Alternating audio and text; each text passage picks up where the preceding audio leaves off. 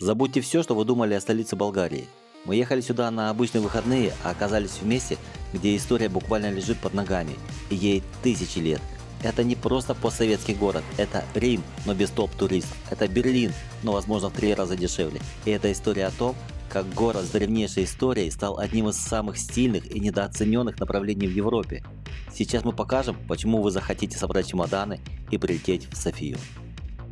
Если вы тоже любите открывать для себя такие неочевидные, но невероятно крутые места, подписывайтесь на канал. Давайте вместе исследовать мир за пределами избитых туристических путеводителей.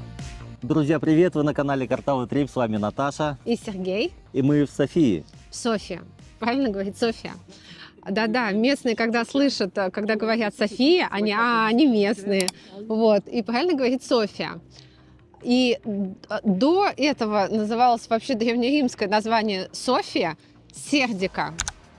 Вот, то есть это Сердика, да, это древнеримское название города. А Сердика это от племени сердов. Угу. Представляешь? То есть здесь люди жили вот на этой территории вообще там до прихода римлян. Представляешь? Кстати, А Сердика, это еще она существовала, этот город, во 2 веке нашей эры. Да, мы будем гулять и пойдем на археологические раскопки, где, собственно, это древнее место Сердики и открыто и показано. Да, для это строили людей. метро, это совсем недавно открыли. Это строили метро, прям каких-то в 2000 каких-то годах. Строили метро, и вот нашли вот эти раскопки. И они не стали ничего с ними делать, не раскапывать ничего, а просто вот под открытым небом можно спокойно увидеть вот эти археологические раскопки. Вот так. И вот ты видишь его. Собор Александра Невского. Золотые купола, сияющие на солнце, которые видно за километры. Собор Александра Невского – это не просто главная достопримечательность, это символ города и всей Болгарии. Изначально его хотели построить в древней столице Великотырново, но князь настоял на Софии, и сегодня невозможно представить центр города без этого монументального красавца. Этот храм – памятник благодарности русским солдатам, погибшим при освобождении Болгарии от османского ига в конце 19 века. Решение о его строительстве было принято почти сразу после обретения независимости, а деньги на него собирали всей страной. В основании собора даже заложили металлический ларец с именами членов правительства и причинами строительства. Проектировал собор петербургский архитектор Александр Померанцев, а над его росписью и иконами трудились лучшие мастера из России и Болгарии. Когда стоишь рядом, поражаешься масштабу. Высота колокольни больше 50 метров, а самый большой из 12 колоколов весит почти 12 тонн, и его звон слышен за десятки километров. Но самое сильное чувство охватывает внутри. Там, под огромным 45-метровым куполом, среди итальянского мрамора, бразильского оникса и десятков уникальных фресок, ты чувствуешь не просто величие, а застывшую в камне историю целого народа, историю о свободе и благодарности. Это сердце Софии, которое бьется в унисон с его сложной, но невероятно богатой историей.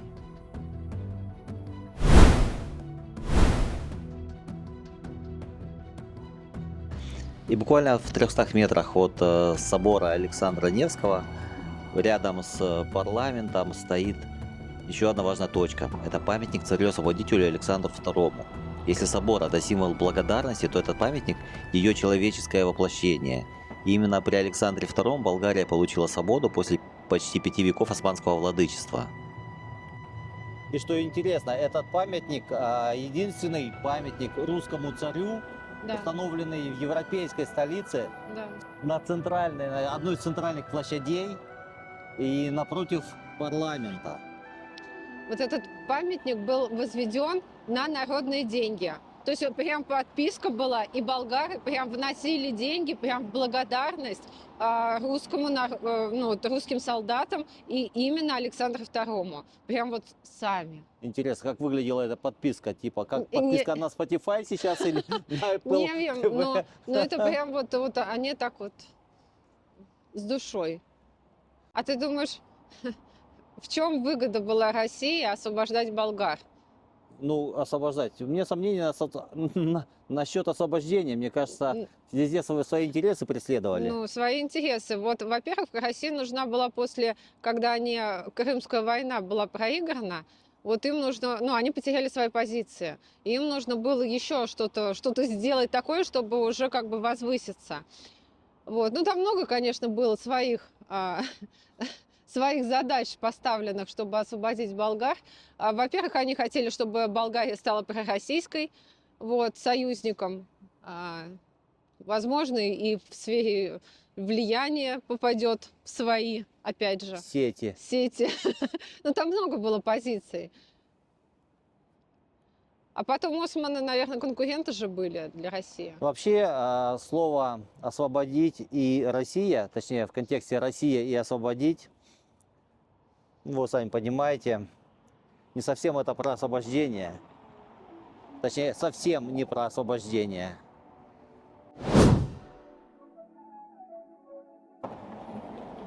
Мы продолжаем гулять по Софии и движемся в сторону Сердики по бульвару Царя-Освободителя. Неожиданно, честно говоря, название. И тут Наташка решила вам рассказывать историю про плитку. Смотрите, какая желтенькая плиточка. Мило, да? Нет. А если при влажности, ну, если дождь, то она очень скользкая, очень. И когда власти вот это вот все вот застелили полгорода вот этой плиткой, горожане были просто возмущены очень сильно. И власть, знаете, что сказала? Они сказали, нам ее подарили. Ну, чтобы все замолчали, что вроде бы как дареному коням в зубы не смотрят. Ну и все. А на самом деле это очень дорогое, это очень много денег они заплатили за эту плиточку.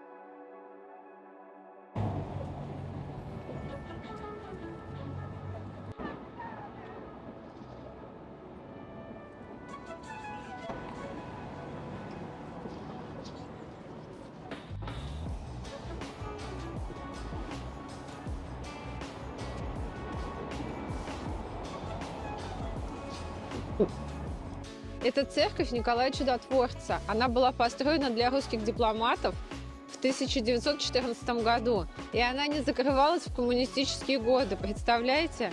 Это настолько большая редкость. Потому что, ну, вы знаете, что обычно храмы, они закрывались, там переделывались под склады. А этот храм, он не был закрыт. Вот такая красота. Он был построен, ну, в стиле московского такого барокко. Вот такая вот красота, ну просто необыкновенно красиво. Еще интересный факт. В подвале этой церкви находится гробница святого архиепископа Соболева, Серафима, да?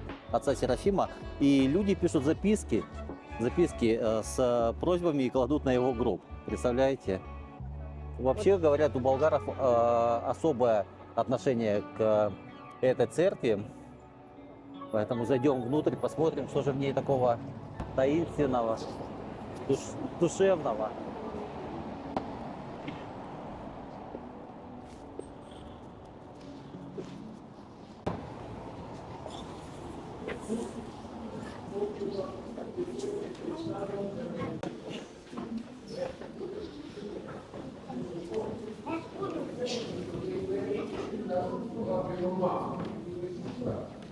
Очень маленькая внутри, а людей очень много. Соответственно, горят свечи и такой, ну, прям запах, знаете, церковный. И очень, ну, как дымка, как будто дым, но его здесь, по идее, не должно быть. Но вообще класс. Атмосферное место.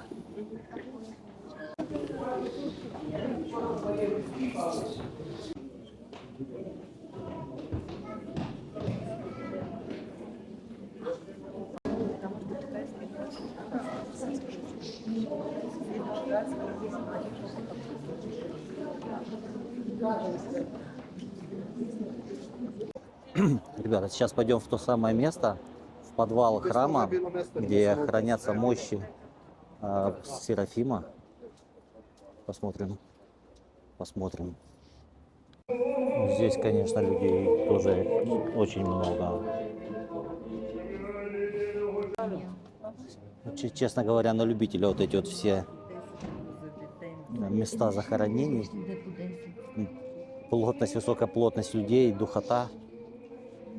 Такая, пойдем гулять дальше по Софии, потому что здесь помимо церквей достаточно много еще интересных мест. Слушайте, ну вообще религия составляет очень важную часть жизни Софии, поэтому ее и в нашем выпуске достаточно много.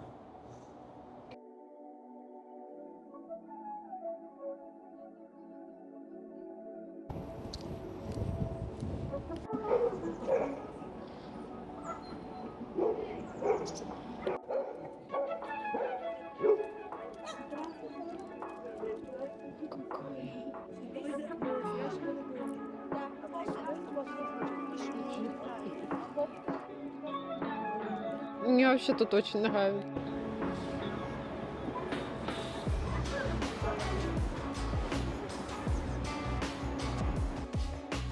После посещения этого храма святого Николая Чудотворца, правильно я сказал, у Наташки нахлынули поэтические... Мне не нахлынули поэтически, просто здесь напротив находится памятник Александру Пушкину. Тут, то есть, тут такой, знаете, уголок, как будто ты в центре Москвы где-то Да, оказалась. русский уголок в центре Софии. А тут еще погода такая, у меня сразу стихотворение вспомнилось. Мороз И солнце.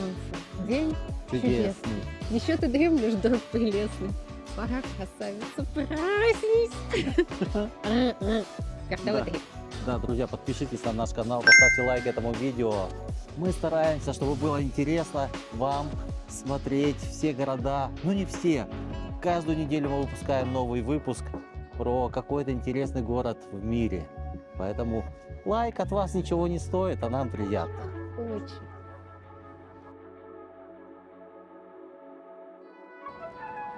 Мы ускоряемся, посмотрели на часы, время неумолимо мчится к нашему отлету из Софии.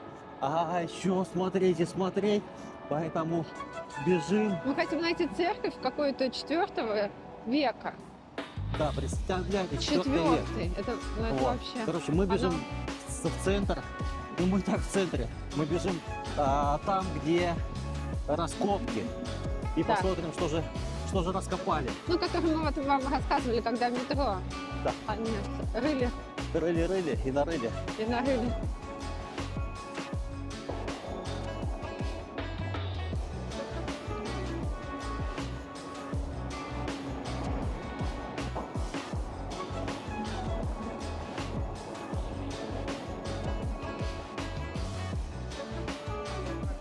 И во дворе президентского дворца, смотрите, что спряталось.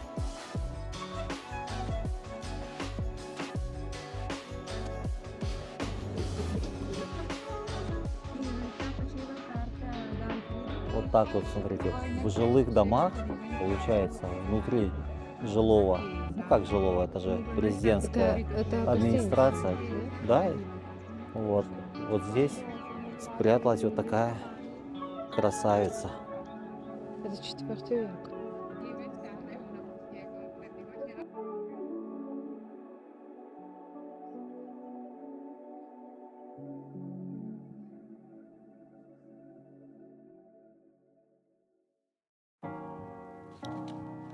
Говорится, прикоснуться до древних стен, которым неизвестно, очень известно, но очень много лет. Представляете?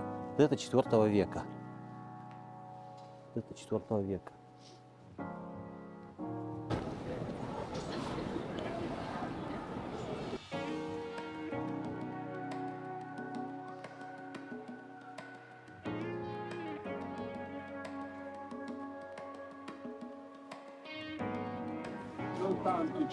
Давайте зайдем вовнутрь, посмотрим, что внутри. Храм святого великомученика Георгия.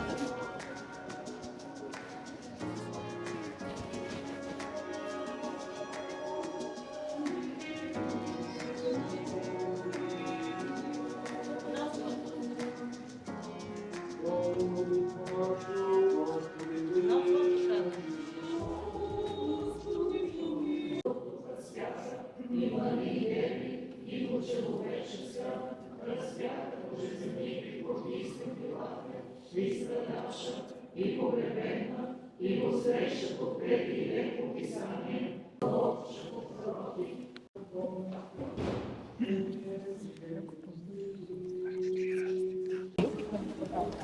входе в ротонду нам сказали, что no фото, no видео, поэтому удалось кое-что снять, скажем так, украдкой. К сожалению, такая традиция в православных церквях. Ну, так получается. Мы вышли из ротонды и двигаемся дальше в сторону Седрики. Она здесь совсем недалеко. Вот, повернем, пройдем сквозь арку и выходим на одну из главных улиц, площадей Софии, Софьи. Ну и кроме Сердики, там есть еще что посмотреть. Гуляем дальше.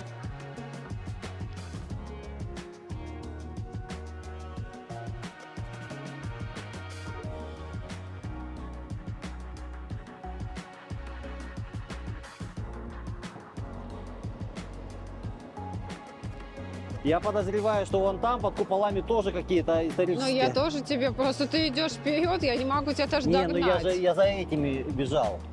За рюкзаком. Короче, они носят под верхней одеждой рюкзаки, чтобы их не скрыли. А. Ну, ужасно смотрится, Вон. конечно.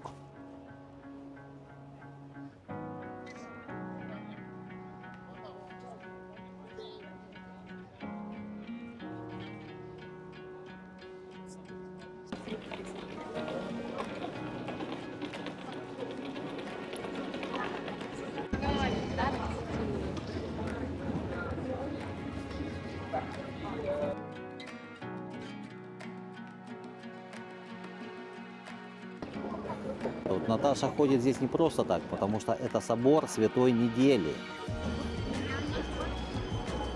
Друзья, знаете, какая самая трагическая история произошла с этим храмом?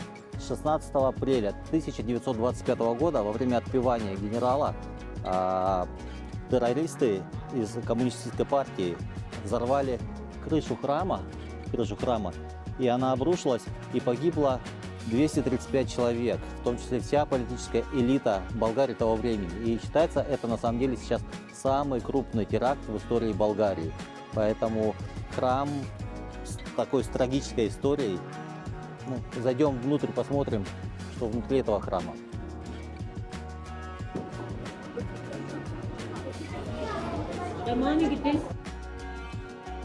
Да, оказывается, они взорвали так крышу храма, чтобы убить царя Бориса III, который находился здесь во время отпевания генерала. Зайди тоже.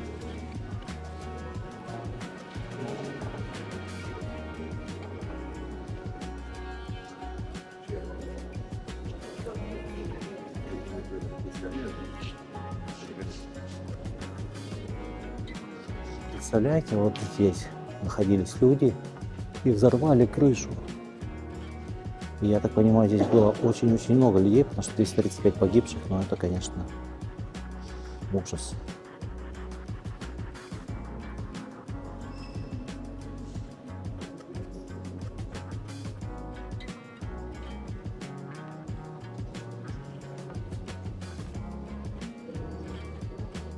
Знаете, на что обратил внимание? Уже мы в нескольких храмах были в Софии, что здесь нет, как в классических православных храмах, возле каждой иконы место, куда вставляются свечи. Здесь для свечей за упокой, за здравие отдельное, как правило, в таком формате место, куда свечи ставят. Вот так.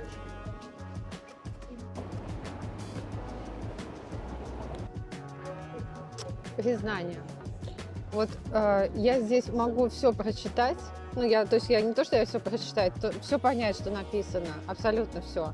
Но не понимаю, что они говорят, потому что у них, они как бы говорят с толчками, то есть у них посередине слова твердый знак. А поляков я наоборот, можно распознать, что они говорят, но я не понимаю, что написано. Ну, я и то, что они говорят, тоже плохо понимаю, но тем не менее. А здесь вот все можно понять, что написано, что очень удобно. Потому что кириллица, Наташа. Ну да, кириллица.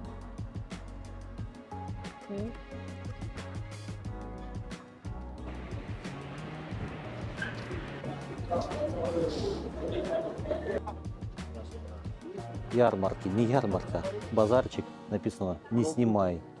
Ну елки-палки, вы чего, стеснительные такие, болгары? Или у вас в магнитиках какие-то есть секреты?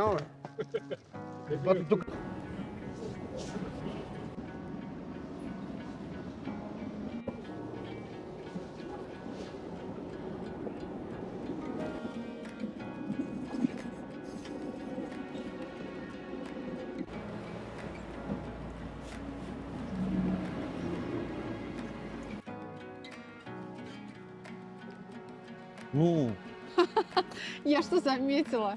Болгары, они такие любвеобильные. Они вот вместе вот идут, мужчина и женщина, там девушка с молодым человеком, неважно. И они стоят в обнимку, они целуются. Прям вот у них прям вот муа-муа-муа-муа. И мужчины, они такие там вот там из трамвая машут. Вот машут, я машу. Так все как-то приветливо и весело. а так бы еще, прикинь, он выбегает с трамвая, подбегает, тебя целует, обнимает. Нет, целует обнимать не надо, конечно. Такие, мы любвеобильные болгары.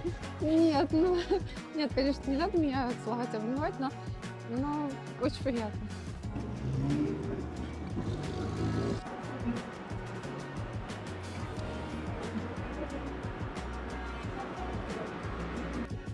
Вот эта улица очень сильно мне напомнила улицу Одессы. У них есть такая улица, очень красивая. Прям вот как в Одессе. Вайп Одессы, да? Вайп Одесса, да. Ну, вообще, когда была маленькая, мне представлялась Болгария. Это солнце, море, пляж. Я думаю, что вот мне еще мысль такая пришла, идея, что нужно снимать нам вторую часть, когда будет тепло. Приедем сюда, может быть, весной, вот так вот. Летом, наверное, очень жарко, и снимем вторую часть для вас. Ну, и здесь и Софию, и Черноморское Не побережье София, а Болгарии. Софию. А. С Болгарией и Софией у меня есть такая личная история. Это было, наверное, середина 80-х годов. Я пацан, там, наверное, лет 10 мне.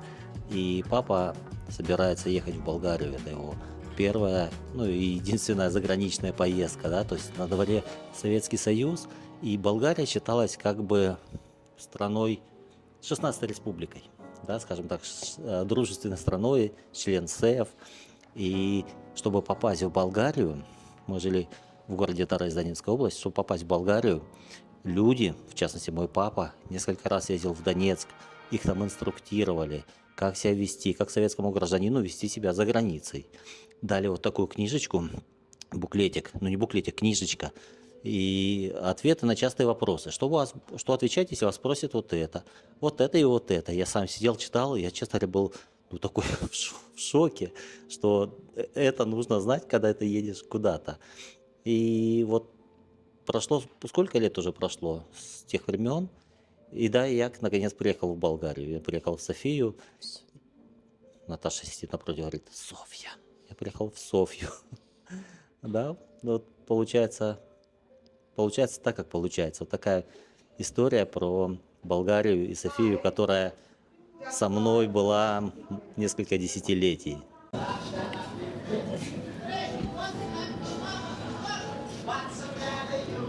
I speak yes. Yes, это yes? Bulgarian people. Yeah. А no? No. Короче, сейчас хотел с девушкой поговорить насчет того, что в Болгарии, когда вам говорят, ну, что-то утверждающее, вам нужно сказать, допустим, да. Ну, у нас как, мы машем головой, да. А болгары говорят, да, это типа... И наоборот, когда нет, мы машем головой вот так, а болгары машут.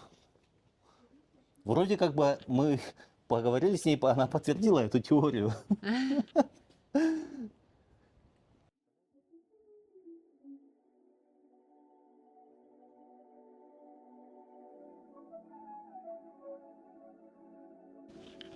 В самом центре Софьи находится место, где из-под земли бьют источники минеральной воды.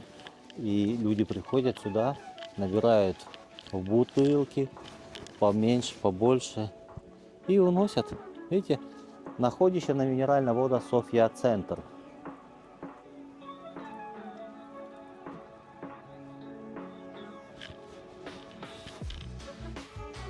Вот смотрите, прям несколько бутылей больших принесла.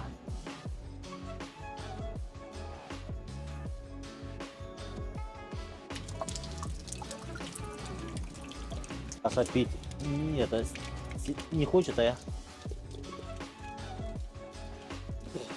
Фу, блин, ребят, О, такая это же, я не знаю, что гадость ваша заливная рыба. я не знаю, что все Но на набирают. самом деле Наташа поспешила вылить, Чё? а она, когда, видимо, остынет, оно вкуснее будет, чем теплое. Но она богата же минералами. И, возможно, поэтому вкус такой. Что, Ну, наверное. опять налить? Наливай обратно. Она с высоким, видишь, она прям горячая-горячая. Она 46 градусов. Она с высоким содержанием минералов и считается лечебная. Да. Можно умываться, руки помыть прийти. Да, а вот это вот, это было до 1986 года, это была прям, городская баня. Городская баня на теплых минеральных источниках. Да, она прям на теплых минеральных источниках. Вода 46 градусов, прикинь. А вообще она была построена, вот эта баня, это считается археологической жемчужиной. Это было построено в начале 20 века, в 1913 году. И прям вот была прям баня-баня. Сейчас здесь просто музей. Ну, а еще очень красиво. Вот это вот фасадная и плитка, и там внутри очень красиво. Поэтому археологическая жемчужина. Сейчас декабрь месяц, фонтан не работает, а в летнее, точнее в теплое время перед зданием работает фонтан, который, собственно, наполняется минеральной водой. Смотрите, как красиво, как дворец какой-то. Дворец, да. Прям дворец. Расскажешь, что это баня. Классно. А сейчас тут музей исторический. Он прям на минеральных источниках. Представляешь, стоит? Друзья, тут такое интересное место, пятачок. Пятачок. Вот здесь бани, а поворачиваемся за моей спиной. Одна из крутейших и единственная Самая действующая. старая мечеть Софи, самая прям старая, это 1566 год. У меня вот здесь есть ходячая энциклопедия. Да, это Это 1566 год. Вот это... единственная действующая сейчас, по-моему, мечеть в... Да, она работает до сих пор. И самое интересное, что у мечети один минарет и большой купол диаметром 15 метров. И это был тогда технический, прям, вот знаешь, прорыв того времени, для 16 века это было прям вау. Вот. Давайте подойдем поближе, посмотрим, что там рядышком и что внутри, если, конечно, нас пустят. Как уже сказала Наташа, это мечеть Баня-Баши. Ей бы уже почти 500 лет, и построили ее прямо над горячими источниками. Она находится рядом, вот напротив бани, да. То есть это, наверное, единственная мечеть, где можно молиться и одновременно слегка прогреваться снизу. София вообще умеет удивлять. Тут мечеть, собор православный, синагога стоят почти рядом, и город такой, а что, нормально живем. Я хотел зайти внутрь мечети, так, по инерции, знаете, в церкви можно заходить. А подходим к мечети, вы слышите, мулла зовет всех на службу, и вход закрыт, потому что, собственно, служба, поэтому не попадем мы внутрь. Нет.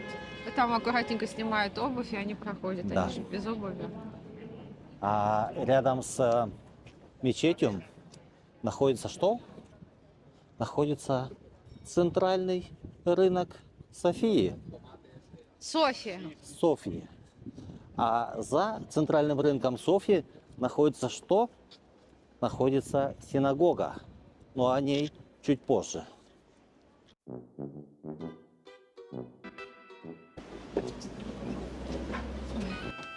Иди.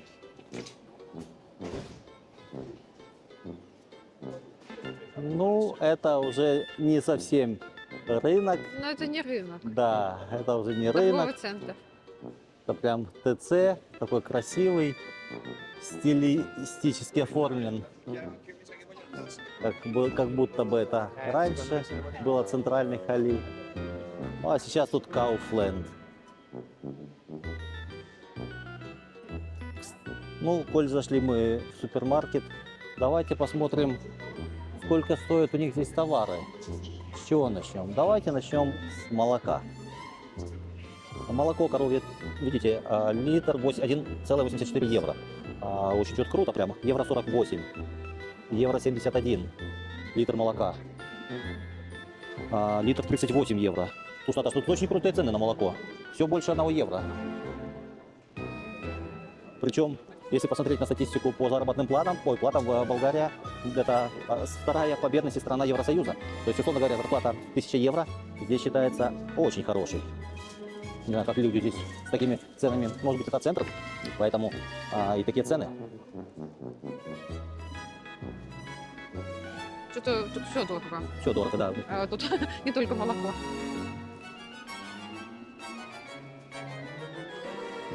Это что получается? Это получается 16 евро 1 килограмм сыра, 16 евро. Какой-то маргарин, непонятный Я даже, что-то даже не пойму, сколько. да, что это такое. Вот, давай яйца посмотрим.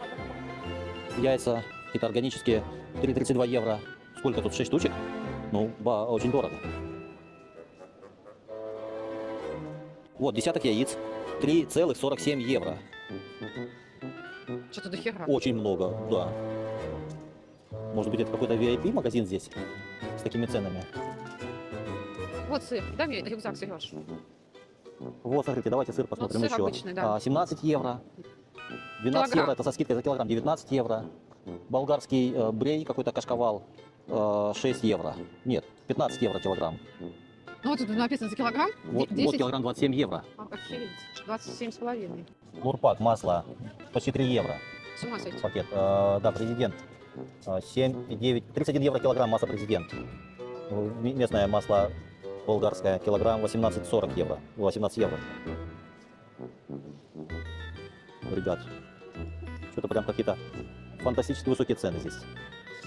Но опять же, делаю скидку на то, что это центральный какой-то крутой супермаркет для очень состоятельных жителей Софии. У меня другого оправдания нет.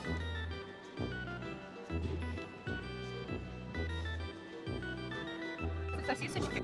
3,5 евро. Не хочешь? Не Багет. хочу за 3,5 евро. Я тоже. Багет евро. Так, давайте по пивку пройдемся. Бадвайзер, евро 38. Он Стелла Артуа. Туборг, евро 12, Стелла Артуа маленькая, евро 27, а большая 0,7 Вот получается. это 0,33, да, Да, это, наверное, 0,5. 0,7, 1,32, 0,5. 0,5. 1,32 евро. Хайнекен, евро 27. Пауланер, евро 68. Ну так, понятие по ценам имеем, да? Кока-кола, Кофе. евро 2 цента. Пепси, 97 евроцентов. Это 0,5 имеется в виду. Что по кофейку? Nescafe Gold, 8 евро.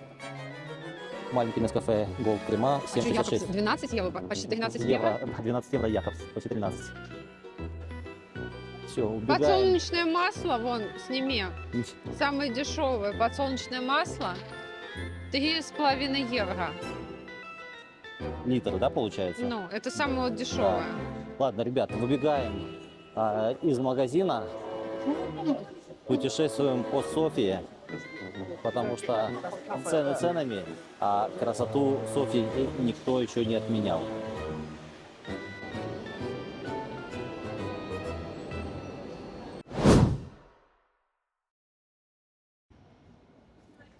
Прямо за центральным бывшим рынком находится центральная же синагога Софии.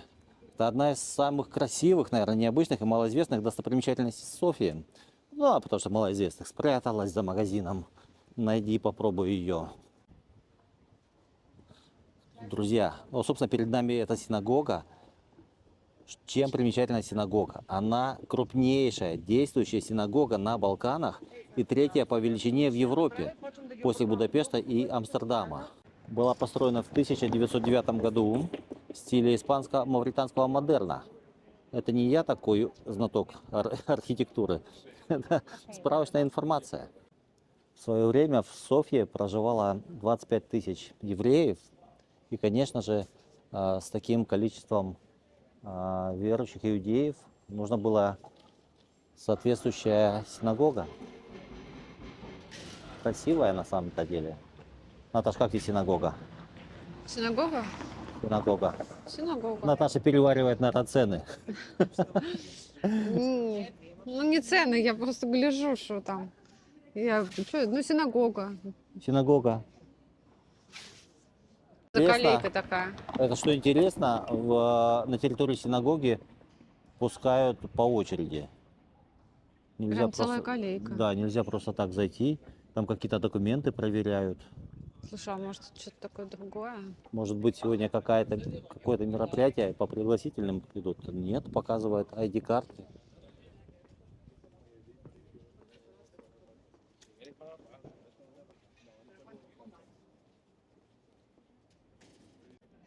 Ребят, очередь, короче, на вход.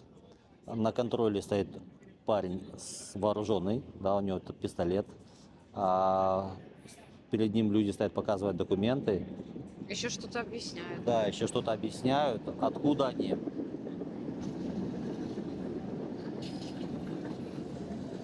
Парень говорит, я живу типа в Португалии, сам из Бразилии, дает ему ID-карту, что-то еще разговаривает, ну, не слышно было. И вот такие мини-собеседования проводятся с каждым, кто хочет войти на территорию синагоги. У Наташи есть традиция из каждого города, куда она приезжает, покупать новогоднюю игрушку. Да. Вот мы зашли как раз в магазин новогодних игрушек.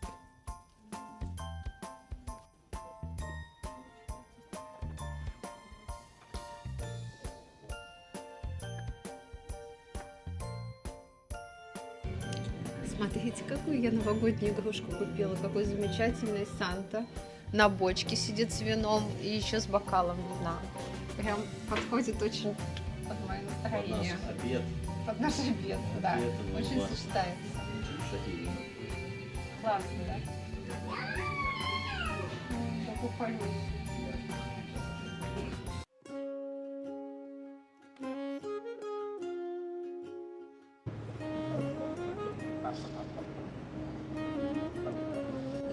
Прямо под современным центром Софии скрыта древняя Сердика, римский город, которому почти 2000 лет. Когда-то здесь проходили главные улицы, стояли дома, бани и храмы, и император Константин даже говорил, что Сердика – это мой Рим. Самое удивительное, все это не где-то в музее. Ты идешь по метро, выходишь на площадь и буквально спотыкаешься об историю. София вообще живет слоями. Римская империя, Византия, османы, социализм, современность. Все здесь одновременно на одном и том же месте. И вот что особенно цепляет, ты стоишь среди этих камней, а над ними шумит современный город. Машины, трамваи, люди с кофе, а под ногами улицы, по которым ходили 2000 лет назад. Это не музей за стеклом, хотя вот там есть и за стеклом. Это реальная жизнь, просто в несколько слоев. Сердика вообще идеально объясняет Софию. Город, который никогда не начинал с нуля. Его не стирали, не переписывали, его просто наслаивали. И когда ты это понимаешь, София перестает быть непонятной столицей, а становится очень честным городом, который не прячет свое прошлое, а живет прямо поверх него.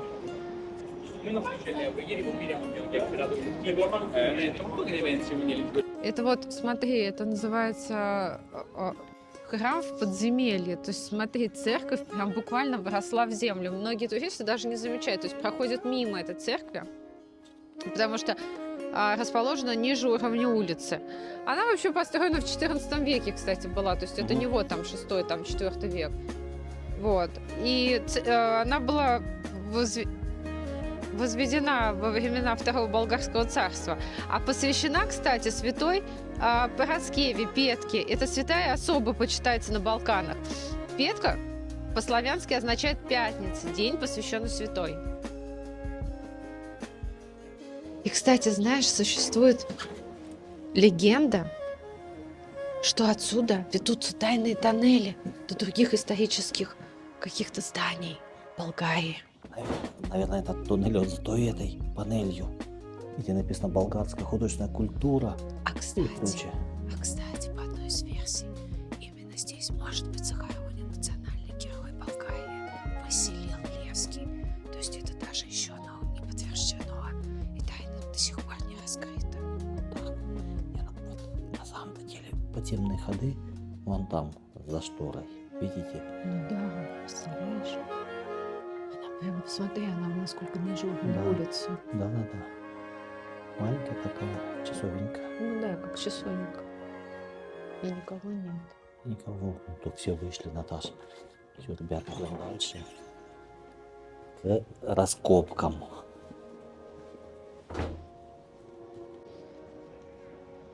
Друзья, мы тут узнали хорошее место такое, пиццерия, называется Тута Бенне.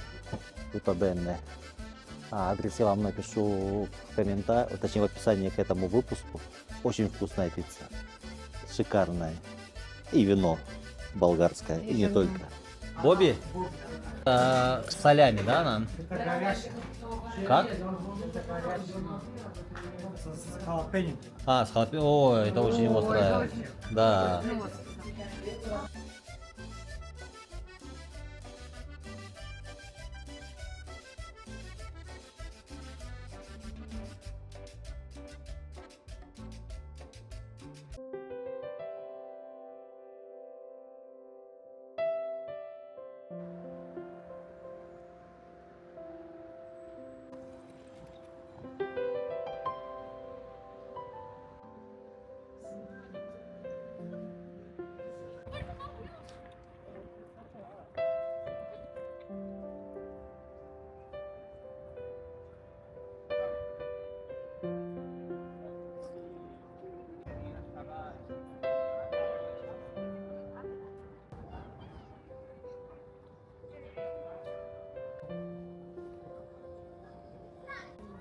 Это что?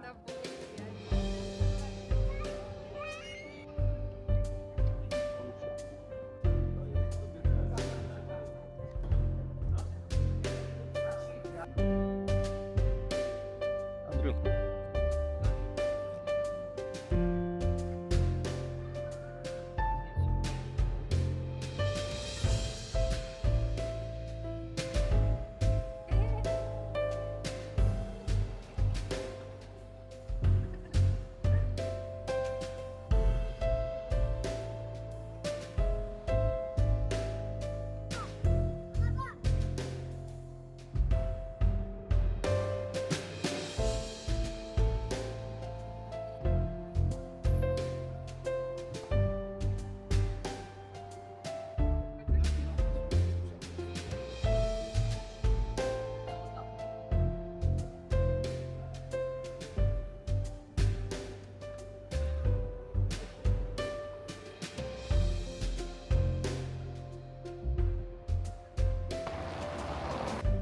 Мы пришли на рождественскую ярмарку.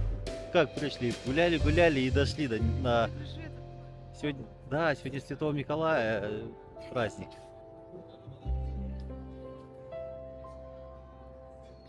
Там глинтвейн. Да подожди.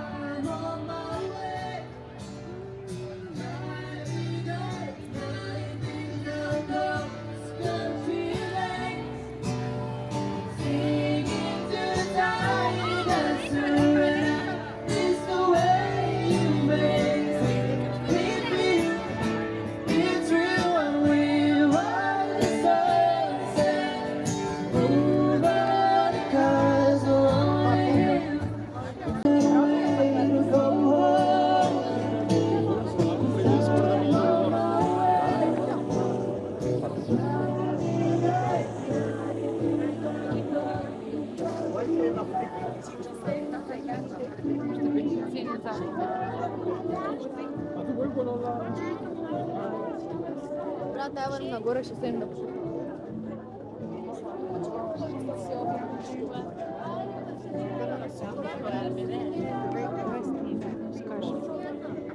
Слушайте, прикольно, мы попали 6 декабря. Вообще классно. Переплетение запахов невероятное. И глинтвейн, и что-то сладкое, и шоколад, и пирожки. И всего, да. И выпечка, и все такое вкусное, невероятно вкусное. Пойдем что-нибудь покушаем. Ну тут очень классно. Прям класс.